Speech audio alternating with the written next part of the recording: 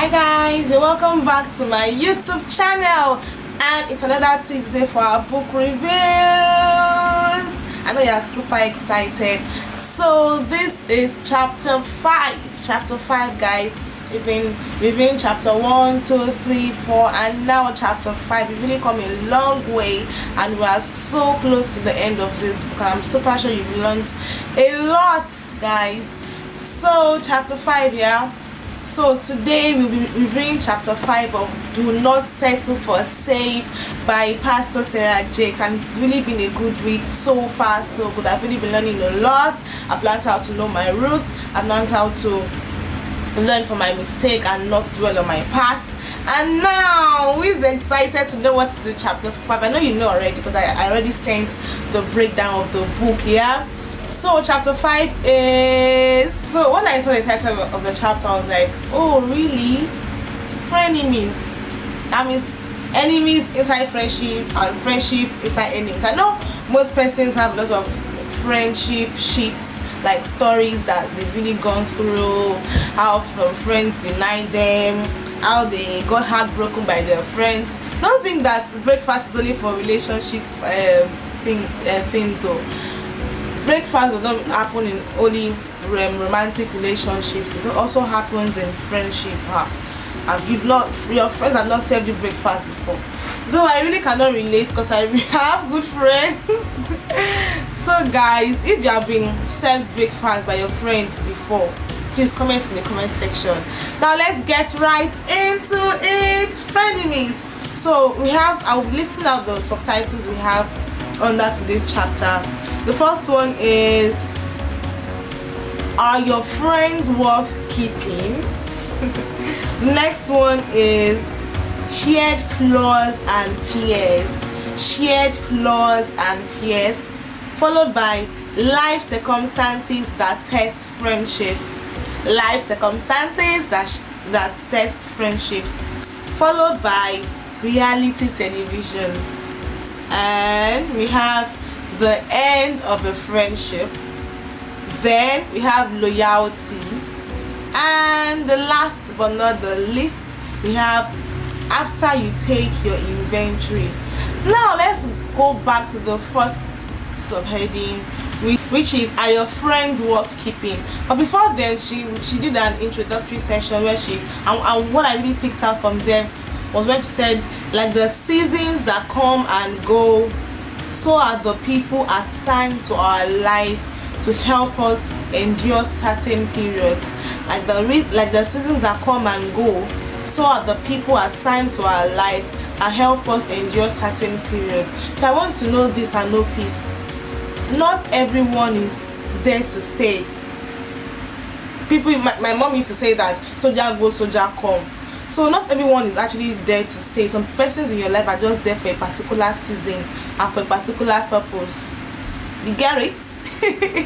So guys, let's just get right into the first subheading, which is, are your friends worth keeping? Really?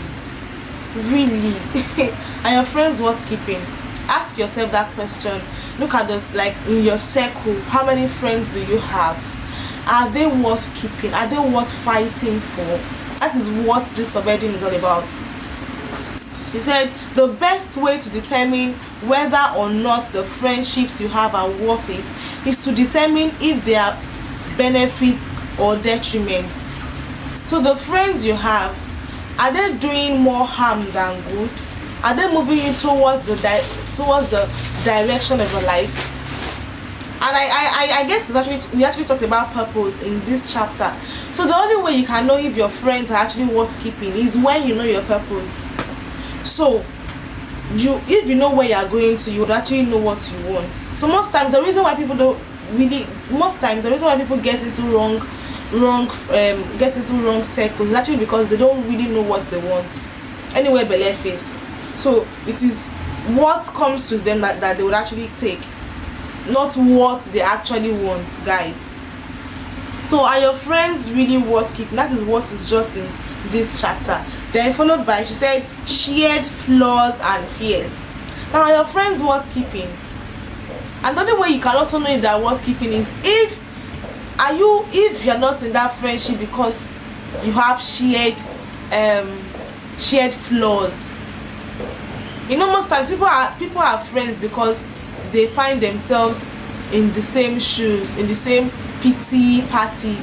Maybe, okay, Shade has a boyfriend that broke her heart, then Bola too has a boyfriend that broke her heart, and they met each other at that particular period. Then they become friends, and they come together to start saying that, and they come together to start believing that all men are scum. So that is why they're actually friends. So their friendship is based on that particular foundation. So if your friendship is actually based on flaws, I don't think what Pastor Sarah is saying here is that it is not going to last. Or maybe people have shared fears. It is normal for us to have things that we actually fear. But if your friendship is actually based on flaws and fears, it ain't gonna work. So what actually stood out for me here was when she said that it is imperative to remember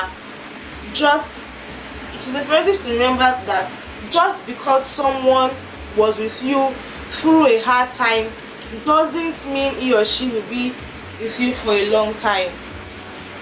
Now she also says that the fact that maybe when you're going through a low moment, someone was there for you doesn't mean that person will be with you throughout the rest of your life. So you people that used to say that when I was going through this particular stuff, when I was going through this particular shit, it was this guy that was there, it was this guy that was there. That is not a guarantee that person is going to stay there with you forever. Things happen. So do not base your friendship on that fact.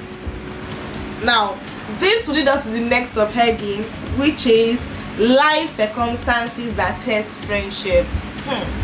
Life circumstances that test friendship. So many things happen. Life circumstances that test friendship. So what she did here majorly was that she gave us one thing I actually like Pastor Sarah Jakes for, is that she always gives her own personal examples. So she's not writing for writing's sake. She's actually giving us live, like real life examples that is not even for someone else, but her own experiences. So she shared her own experiences of how she got pregnant as a teenager, a young mother, and in her circle she would also have teenagers as friends. So when life happened to her and she got pregnant, there was no way she could actually maintain that friendship again, because she already got pregnant and she had other concerns, like she had other things bothering her. Like a normal teenage girl would be thinking about, oh, this particular movie, this particular series, how they want to go to prom with their boyfriend, how they want to go out, how they want to do different things. But she, on the other hand, she was thinking of her child, how to potty train her child, how to do different things that most mothers would be doing. So they had different things they were thinking of. So most times friendship actually go haywire because of life circumstances. This was what happened to Pastor Sarah Jakes. So most times life circumstances actually test your friendship. So I'm very sure that you can actually relate. Maybe at some point in your life you had a particular friend, but life happened and you people had to just go separate ways. It was just an unspoken, you people didn't come out playing to each other that, okay, this cannot work anymore. It was just so glaring that, okay, this cannot work anymore. So you guys had to go your separate ways. So that could also affect your friendship. And this will lead us to the next subheading, which is reality television. Reality television. So she says that I liked this part. She said life is not TV entertainment. Do you get it? Life is about growth. So it's not about the reality TV show that we watch and we see different things that So I liked something here when she said that there will come a point on this journey when you will begin to understand that you've created intimate connections with people who are attracted to your dysfunction and therefore can only remain loyal as long as you stay there. So most times That is why, like, I'm actually like very, very keen, like I'm very hard on growth. So most times the true color of your friendship comes to play when you begin to grow, because most times people are actually loyal to you because you've not grown. People are loyal to you because you've not grown. You remember when we were all in secondary school, and maybe at some point in our lives, maybe someone gained admission before you, or it happens the other way around. When you gain admission to the university, trust me, it's things happen, and life just happens, and you just get so busy, you begin to see life differently. And on the other hand, the persons who you left at home are still seeing life the way you were seeing it, and you already gained admission, and you actually had so many experiences already, and you cannot actually keep up with that person's pace, because you've already moved, and they cannot actually come to move with you. So it actually affects the friendship. So most times people are actually loyal to you because of your dysfunction. When you begin to grow, you begin to see that, okay, this friendship is actually not going to work. This will lead us to the next step, which is loyalty. So I've heard this word over and over again. Are you loyal to your friends? Like, one thing I really, really value in friendship is loyalty. So what she said here in this particular subheading is that there are different reasons why people are loyal to you.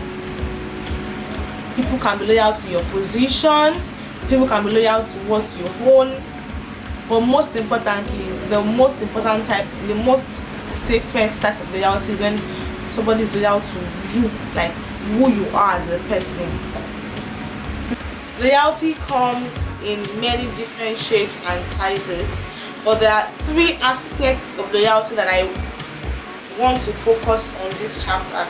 The first classification is for people who are loyal to your position. So maybe you are holding a very high position in an organization or anywhere. It could be anywhere, and you notice that this person is so loyal to you. This person always wants to be close to you, but it is just because of that position you are holding. The moment you leave that position, the moment you are no longer serving them, because that position you are holding gives them regard. You know, if I'm a friend now to the president of Nigeria, and everybody knows that I'm the second man, like I'm the second person, that this person is actually my best friend, and this person is actually holding a very high position, people would also regard me. So because I want to be regarded, I tend to be loyal to that particular person because of the position they are holding. So most times, people that you call friends are only your friends because they are holding a particular position. Now the next type of loyalty is, she said, there's a difference between being proud of who someone is and proud of what they have. People could also be loyal to what you have, the money you have, the things you have, the access you have, the doors you can open. So people might be loyal to you because of those things that you have. Then she said something in that the familiar phrase is lonely at the top does not mean that people at the top don't want company. Rather, the higher one climbs, the more it reveals the tendency and fear of those they are climbing with. So Ashake actually sang this song, lonely at the top, bang bang bang bang bang bang. Lonely at the top, bang bang bang bang bang bang. So guys, it's actually lonely at the top. So most times, like I always encourage people to grow with their friends. Like that's the best way.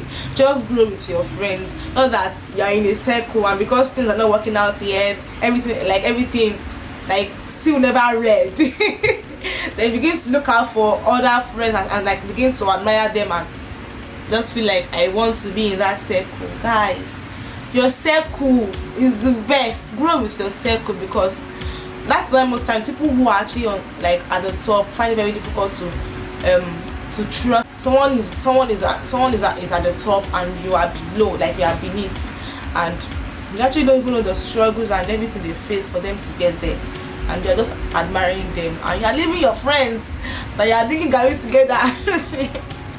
So guys, like, the best advice I would actually give to anybody is to grow with that circle. Grow with the circle, and refer your friends, like, give opportunities, tell them anything, any opportunity that you're actually open to, tell them too, so you can grow with your friends, because it's actually lonely at the top. If you want to grow alone and you want to do everything alone and you want to leave your circle, it's not going to pay you. So I said, lastly, the best type of loyalty comes from a friend who is loyal to who you are. Like, who are you as a person? Who are you? So people are, the best type of loyalty is when somebody is actually loyal to your person, your flaws, like everything, like who you are as a person, what's the flaws that makes you, the perfection that makes you, the things that makes you up as a person. If you are Bola, what makes you Bola? Not just the good part of Bola, the bad part of Bola. What makes Bola Bola? So if that person is loyal to what makes Bola Bola, not her money, not her access, not her position, not what she has, but what makes Bola Bola, that is the perfect type of loyalty. Now, she said something that really stood out for me, and that was what I actually held on to in this book. She said, so often we confuse loyalty and longevity. Loyalty is not a promise to always be around. In fact, loyalty is the best, it is actually best proven when two people are not around. It is when one person lives in such a way that nothing will happen on their watch that could hurt you later. Loyalty would not die, like it does not die when a friend is not around. So proximity is not dependent, loyalty is not dependent on proximity. The fact that somebody is actually very close to you and with you at that moment does not guarantee loyalty. That is not what loyalty is based on. And loyalty is actually built over time, so it is actually foundational. So the fact that somebody is not with you does not give the person the right not to be loyal to you. If somebody is not loyal to you again because you people are no longer seeing each other every day, then that person has never been loyal to you. People say out of sight is out of mind. Well, I do not believe in that. So loyalty is not based on the fact that the person is not close to you. That's what she said. She says it. She said whether time passes and friendship fades. Okay. She said loyalty does not die when a friend is not around. Loyalty should never be contingent on proximity. Whether time passes and friendship fades or a rhythm has been created that allows for comfort, there are principles that should remain intact regardless. There are principles that should remain intact regardless. So even if you travel, maybe you could not see each other every day again, and you even make new friends, are you still loyal to that friend? So loyalty should not be based on proximity, guys. I hope you're learning a lot. This will lead us to the last subheading, which is after you take your inventory. Now she says, don't allow the fear of confrontation to keep you from discovering deeper dimensions of yourself. So you begin to grow here, like make sure that one thing that you're very keen on is growth. So there is one major benefit that comes with taking inventory of your life. It helps you to qualify what type of relationships you need and which ones you must sacrifice. So what she's saying here majorly is that life is in phases and men are in sizes.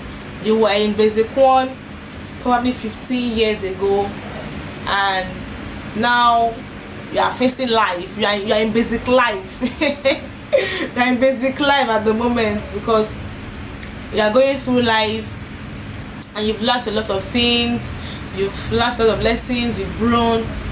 The friendship you had at some point will no longer serve you. So it is very, very important to actually grow and keep on growing, because this will help you determine the type of friends that would remain in your circle and the ones that would leave.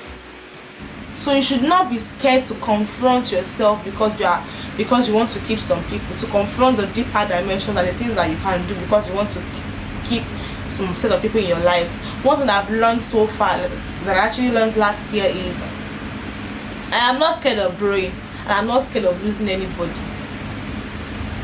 I'm not scared of losing anybody, because one thing I'm very, very, very keen on is growth. So if you are going to hinder my growth, I'm really going to open the door for you, and you're going to use the door out of my life. So one thing I'm really, really keen on is growth. Growth is very, very important. You can't remain the way you are. You can't remain the way you are. So guys, she said something here that really stood out for me also. She said something here that I'm going to leave you with. Like, she said something here that I'm going to leave you with. Misery loves company. I can remember when I was in secondary school, I've never been punished alone. I've never ever been punished alone. And the one time I was about to be punished alone, I was really sad. I was really, really sad, because you know that feeling of, okay, I love you. I went to public school, and the teacher comes to the class and says, all of you are making noise. Then you need to get on your knees, and they're going to beat everybody. But it hits different when you are told to come out alone in front of the class and collect the beating of your life. It actually hits differently. So misery actually loves company. So the reason why most friends would, the only reason why you can actually let go of friends that are not serving you again is when you grow. Because the moment you begin to grow, they can't, those people cannot maintain the pace at which you are growing, so they will definitely leave your circle. It's either you leave them or they leave you. So the moment you are not growing, you are still in your low phase, you're not actually growing at all, you are going to have the company of the wrong persons in your life. Because misery loves company. Misery loves company. People that are sad don't want to associate with people that are happy. They want to find their fellow sad people and create a pity party. So I will repeat myself. The most important thing you need to do is for you to grow, because if you do not grow, you're going to have the wrong set of persons in your life. And I'm super sure you've learned a lot today. And next week we're going to be reviewing the next chapter, which is Forgive and Remember. I love these chapters. The title of this chapter, they're actually really, really, really giving. Thank you so much for watching to the end. Thank you so much for watching to the end. I remain Doho Family Prosperous, and this is Inside Out with Prosper. See you on Friday for another vlogs and content about life. I really do love you. Please do not forget to subscribe, like, and share. And that's on period.